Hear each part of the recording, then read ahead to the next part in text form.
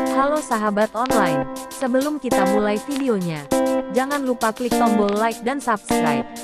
Aktifin juga loncengnya biar nggak ketinggalan update terbaru dari kami. Salam bahagia sahabat online. Berikut ini adalah cerita viral tentang Pharrell Prayoga, artis cilik yang dulu terkenal dan kini kembali mencuri perhatian publik. Cerita ini menggabungkan nuansa nostalgia, konflik emosional, dan semangat bangkit dari keterpurukan. Tema yang relevan dan menyentuh hati banyak orang. Kisah Pharrell Prayoga setelah sorotan padam. Dulu, nama Pharrell Prayoga selalu terdengar di mana-mana. Dari panggung 17-an di kampung hingga panggung besar di Istana Negara. Suaranya yang khas dan pembawaannya yang polos membuat siapapun jatuh hati. Bocah kecil dari Banyuwangi itu menjadi ikon baru anak-anak Indonesia. Lagu Ojo Dibandingke menjadi ledakan viral yang mengubah hidupnya dalam sekejap. Namun waktu berlalu, usianya bertambah, dan dunia hiburan berubah. Nama Pharrell perlahan-lahan meredup. Ia tak lagi menghiasi layar televisi atau trending YouTube. Orang-orang mulai melupakan bocah bersuara emas itu, seolah keajaiban suaranya hanya milik masa lalu. Pharrell merasakannya. Setiap kali membuka media sosial, ia jarang melihat namanya disebut. Undangan manggung makin sepi. Ia mulai bertanya-tanya, apakah dunia hanya menyukainya ketika ia kecil? Apakah dirinya sudah tidak dibutuhkan lagi? Kini, Pharrell hanya menjadi pengamen jalanan di sekitaran Jember dan Banyuwangi. Ia menyanyi bukan lagi untuk ketenaran, tapi untuk bertahan hidup. Banyak orang tak mengenalinya lagi. Mereka hanya melihat remaja biasa yang membawa gitar dan menyanyikan lagu-lagu lawas dengan penuh perasaan. Tapi satu hal yang tak berubah, suara Pharrell tetap indah. Bahkan, lebih dalam, penuh luka, penuh cerita. Suatu sore, seorang mahasiswa pencinta musik merekam penampilan Pharrell yang sedang mengamen di alun-alun kota. Pharrell menyanyikan lagu, Titip Rindu Buat Ayah, dengan suara bergetar dan mata berkaca-kaca. Tanpa ia tahu, video itu diunggah ke TikTok dan mulai menarik perhatian. Komentar pun membanjiri video itu. Ini suara Pharrell Prayoga bukan sih? Kok mirip banget Pharrell waktu kecil? Kalau ini beneran Pharrell, aku nangis sih, dia dulu idola kita. Dalam hitungan jam, video itu viral. Nama Pharrell kembali jadi pembicaraan. Media-media online mulai mencari tahu keberadaannya. Bahkan TV swasta mulai mengangkat kisah artis cilik viral yang kini mengamen. Pharrell sempat menolak semua tawaran wawancara. Ia malu. Ia merasa tidak layak lagi berada di depan kamera. Namun, setelah didatangi langsung oleh seorang produser musik senior, Pak Bram, Pharrell akhirnya setuju untuk menceritakan kisah hidupnya dalam sebuah program dokumenter. Di acara itulah, Pharrell menangis untuk pertama kalinya di depan publik, mengenang ibunya dan momen-momen saat ia dulu bernyanyi di istana. Saya cuma pengen nyanyi, buat ibu saya, biar beliau di atas sana tahu. Saya belum menyerah, ujarnya dengan suara bergetar. Kisah Pharrell menyentuh jutaan hati. Banyak selebriti, musisi senior, dan masyarakat biasa menyatakan dukungannya. Bahkan Presiden Ri ikut memberikan komentar, menyebut Pharrell sebagai anak bangsa yang harus terus disemangati. Dalam waktu 2 minggu, Pharrell kembali diundang ke berbagai panggung. Tapi kali ini berbeda, ia tidak lagi datang sebagai artis cilik viral. Ia datang sebagai Pharrell yang telah melalui pahit manis kehidupan. Suaranya yang dulu ceria kini syarat emosi dan pengalaman. Pharrell pun mulai menulis lagu-lagunya sendiri. Salah satu lagu karyanya berjudul Suara Yang Tak Hilang, menjadi trending di Spotify. Lagu itu menceritakan tentang perjalanan seorang anak kecil yang ditinggalkan ibunya, kehilangan cahaya, tapi kembali berdiri untuk menyanyikan cerita hidupnya. Banyak anak muda yang merasa terinspirasi. Mereka merasa lagu-lagu Pharrell mewakili rasa sakit dan harapan yang sering terpendam. Dalam salah satu acara talk show, Pharrell dipertemukan dengan artis-artis senior yang dulu ia idolakan. Salah satunya adalah Ariel Noah, yang sempat berduet dengannya waktu kecil. Ariel memeluk Pharrell dengan hangat dan berkata, "Kamu nggak pernah hilang, Rel. Kamu cuma nunggu waktu untuk bersinar lagi." Momen itu menjadi titik balik. Pharrell tak lagi merasa malu dengan masa lalunya. Ia mulai menerima dirinya sepenuhnya, baik sebagai mantan artis cilik maupun anak yang pernah gagal dan jatuh. Ia juga memulai gerakan sosial bernama Suara Jalanan, program yang memberi wadah kepada pengamen dan musisi jalanan muda untuk tampil dan berkembang. Ia ingin agar anak-anak seperti dirinya tidak kehilangan harapan hanya karena sorotan kamera sudah berpindah. Akhirnya, setelah sekian tahun, Pharrell kembali bernyanyi di Istana Negara untuk peringatan Hari Kemerdekaan. Tapi kali ini, ia membawakan lagu ciptaannya sendiri, tentang ibu, tentang mimpi, dan tentang semangat untuk terus berjalan. Tangis haru tak terbendung, para pejabat, rakyat biasa, dan bahkan presiden meneteskan air mata. Pharrell berdiri tegak, tak lagi sebagai bocah viral, tapi sebagai seniman muda yang matang dan menyentuh hati.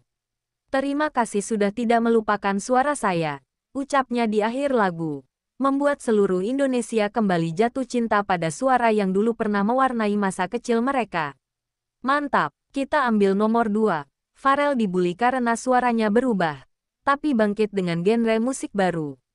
Tema ini sangat cocok untuk kisah inspiratif anak muda, penuh tekanan, ejekan, tapi akhirnya bangkit dan membuktikan diri dengan jati dirinya yang baru. Ketika dunia tak lagi mendengar Pharrell, dulu semua orang menyukai suara Pharrell. Tingginya pas, cengkoknya khas, dan senyumnya polos. Setiap kali dia naik panggung, semua ikut bernyanyi. Tapi itu dulu, sebelum suaranya berubah. Saat berusia 14 tahun, Pharrell mulai merasakan sesuatu yang ganjil. Saat menyanyi, suaranya kadang pecah. Nada tinggi yang dulu mudah dicapai kini terasa berat. Ia sempat mengira hanya flu biasa. Tapi waktu terus berjalan, dan masalah itu tak hilang. Sampai akhirnya, seseorang berkomentar di video cover YouTube-nya. Waduh, udah puber nih. Suaranya gak enak didengar kayak dulu. Komentar itu jadi awal. Berbagai ejekan pun berdatangan. Pharrell udah abis. Kasihan. Suara emasnya udah karatan. Nggak cocok nyanyi lagi. Mending jadi tukang sayur. Pharrell sempat menutup akun media sosialnya. Ia merasa malu, kecewa, dan bingung. Bagaimana mungkin suara yang dulu dipuji, kini dicemooh habis-habisan. Ia bahkan mulai takut menyanyi di depan orang lain. Bahkan teman-temannya di sekolah mulai mengejeknya secara langsung. Si mantan penyanyi. Nyanyiin dong, tapi jangan sumbang ya. Tawa mereka menyakitkan. Padahal, Pharrell tidak pernah berhenti berlatih. Ia mencoba adaptasi, konsultasi dengan pelatih vokal. Tapi tetap saja ada fase sulit yang tak bisa ia hindari. Masa pubertas memang tak mengenal belas kasihan. Di kamar, Pharrell menatap cermin. Apa benar aku sudah selesai? Bisiknya lirih, tapi jauh di dalam hatinya. Ada suara kecil yang berkata, coba cari cara baru. Jangan menyerah hanya karena berubah. Sejak dihantam kritik pedas dan ejekan, Pharrell memilih menjauh dari panggung. Undangan manggung ia tolak, meski bayarannya besar. Ia hanya merasa tidak percaya diri, seolah dirinya bukan lagi Pharrell yang dulu dikenal sebagai penyanyi cilik viral. Suara Pharrell kini lebih berat, cengkok khasnya hilang, dan rang vokalnya menyempit. Dulu ia bisa dengan mudah mencapai nada tinggi, kini hanya mampu sampai pertengahan. Ia bahkan sempat berpikir, kalau gini terus, aku gak bisa nyanyi lagi. Di rumah, Pharrell lebih sering menyendiri. Ia mulai menulis lirik-lirik pendek di buku catatannya. Bukan lirik lagu dangdut seperti dulu, tapi lebih ke puisi, tentang kesepian, penolakan, dan keinginan untuk dimengerti. Suatu hari, ia menemukan video lawas milik almarhum ibunya di ponsel lama. Dalam video itu, sang ibu berkata, "Pharrell, kamu boleh berubah. Tapi jangan pernah berhenti nyanyi. Suaramu bukan soal tinggi atau rendah, tapi tentang hati." Kata-kata itu menghantam batinnya. Ia menyadari bahwa selama ini ia hanya mencoba mengembalikan suara lamanya, padahal mungkin Tuhan sedang menyiapkan versi baru dari dirinya. Pharrell mulai mencari referensi penyanyi yang juga mengalami perubahan suara. Ia menonton video Justin Bieber, Grayson Chance, hingga penyanyi Indonesia yang bertransformasi saat dewasa. Dan dari situ, Pharrell menemukan satu nama yang mengubah segalanya, Rizky Febian. Seorang penyanyi dengan suara berat, tenang, dan penuh emosi. Ia berpikir, mungkin aku juga bisa, tapi dengan warna yang baru. Pharrell lalu mencoba menulis lagu dengan gaya yang berbeda. Ia mengambil gitar, mengalunkan nada sederhana, dan mulai menyanyikan lagu berjudul Tak Sama Tapi Masih Aku. Suaranya terdengar berat, tapi justru menyentuh. Bukan suara bocah lagi, tapi suara remaja yang tumbuh dan terluka. Ia merekam versi akustik lagu itu diam-diam, hanya dengan ponsel, dan mengunggahnya ke TikTok dengan caption, "Suara saya berubah, tapi saya masih bernyanyi. Buat yang masih percaya." Dalam 2 hari, video itu ditonton 2 juta orang. Baik, kita lanjutkan ke bab 3 dari cerita. Nada yang berubah, ketika dunia tak lagi mendengar Pharrell. Setelah video TikTok itu viral, Pharrell sempat ragu. Ia tidak menyangka jutaan orang akan menontonnya hanya karena satu lagu pendek dan satu pengakuan jujur. Tapi yang lebih mengejutkan, komentar-komentar kali ini berbeda. Bukan ejekan, melainkan dukungan. Suaranya justru makin dalam. "Pharrell, tetap semangat. Aku dulu fans kamu. Sekarang aku lebih bangga lagi. Suaramu berubah, tapi hatimu masih sama. Teruskan." Satu komentar menarik perhatian Pharrell. Dari akun terverifikasi milik penyanyi muda Ardhito Pramono. "Lagu ini jujur banget. DM aku ya, kalau mau ngobrol musik." Pharrell langsung gemetar. Ardhito adalah salah satu musisi yang ia kagumi karena bisa membuat lagu dengan emosi yang kuat, meski dengan aransemen sederhana. Ia pun memberanikan diri mengirim pesan. Pertemuan virtual dengan Ardhito menjadi titik balik besar.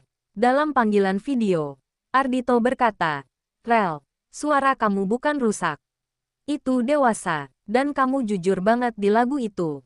Orang kayak kamu justru harus lebih sering menyanyi, bukan malah sembunyi." Dari situ, Ardhito menawarkan kolaborasi. Ia ingin Pharrell menyanyikan ulang lagu Bitter Love dengan gaya Pharrell sendiri. Versi cover itu kemudian direkam di studio kecil milik teman Ardhito di Jakarta. Saat video kolaborasi itu diunggah ke YouTube, views-nya meledak dalam 24 jam. Komentar pun memuji karakter suara Pharrell yang baru, lebih berat, lebih jantan, dan lebih emosional. Media mulai menulis berita, Pharrell Prayoga comeback dengan suara baru yang lebih dewasa. Dulu dicemooh, kini diundang kolaborasi oleh musisi besar.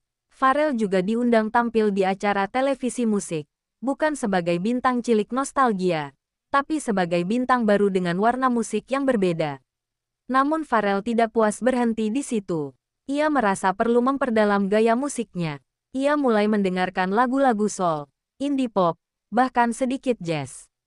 Ia menyadari, suaranya kini lebih cocok untuk lagu-lagu mellow, dengan aransemen minimalis yang memancarkan kedewasaan. Di sela-sela latihan, Pharrell juga aktif menyapa para penggemar baru dan lama lewat live Instagram. Ia berkata jujur, "Aku dulu takut banget karena suara aku berubah, tapi sekarang aku sadar, bukan soal suara tinggi atau rendah, tapi seberapa jujur lagu itu datang dari hati." Pharrell pun memutuskan membuat mini album pertamanya pasca pubertas, bertajuk Nada Baru, Luka Lama, sebuah refleksi perjalanan dari suara emas bocah ke suara jujur seorang remaja yang tak ingin menyerah. Sisi gelap yang selama ini Pharrell sembunyikan tentang keluarga yang memanfaatkannya di masa kejayaan. Momen ini akan jadi titik emosional penting dalam cerita. Pharrell akhirnya berani membuka luka lama ke publik, saat semuanya mulai membaik. Popularitas Pharrell mulai bangkit, suara beratnya kini justru dianggap unik. Ia telah merilis mini album, Nada Baru, Luka Lama, dan mulai tampil di berbagai panggung musik independen. Banyak label besar mulai meliriknya kembali. Bahkan Pharrell sudah masuk dalam daftar nominasi AMI Award kategori Solo Pria Pendatang Baru Terfavorit. Namun di balik senyuman dan keberhasilannya, ada satu beban yang belum pernah ia keluarkan. Sebuah kebenaran pahit yang selama bertahun-tahun ia kubur dalam diam. Ia tahu, tak semua luka bisa disembuhkan dengan lagu. Beberapa perlu diucapkan langsung, meski menyakitkan. Pada sebuah sesi wawancara spesial di sebuah kanal YouTube musik besar, sang host bertanya dengan lembut, "Pharrell, selama kamu hilang dari publik, apa yang sebenarnya terjadi? Apa kamu bisa cerita sedikit?" Pharrell terdiam cukup lama, matanya menatap ke bawah. Ia menarik napas pelan, lalu untuk pertama kalinya berkata, Dulu saat aku masih kecil, saat nama aku naik, semua orang senyum ke aku. Tapi setelah itu, aku baru tahu, ternyata aku hanya dianggap mesin uang oleh keluargaku sendiri. Ruangan menjadi sunyi, tak ada suara. Hanya Farel yang berusaha menjaga suaranya agar tak pecah. Aku nggak punya tabungan, semuanya habis. Honor manggung, endorse, transferan dari label, aku gak pernah pegang sendiri. Bahkan uang yang katanya buat sekolah atau simpanan, gak ada jejaknya sama sekali. Ia lalu menceritakan sosok ibu tirinya, yang dulu mengaku merawat dan mendampingi kemanapun Farel pergi. Aku pikir dia sayang sama aku, tapi ternyata, dia yang paling banyak ambil. Setiap honor masuk, aku cuma dikasih uang jajan seadanya. Katanya, nanti buat masa depan. Tapi masa depan itu nggak pernah datang. Wajah Farel mulai memerah, matanya berkaca-kaca. Waktu aku udah nggak viral, mereka ninggalin aku. Gak ada lagi yang ngurusin. Aku tinggal sendirian. Aku tidur di rumah kontrakan. Dan kadang harus ngamen buat makan. Pengakuan itu mengejutkan publik. Banyak yang tidak menyangka.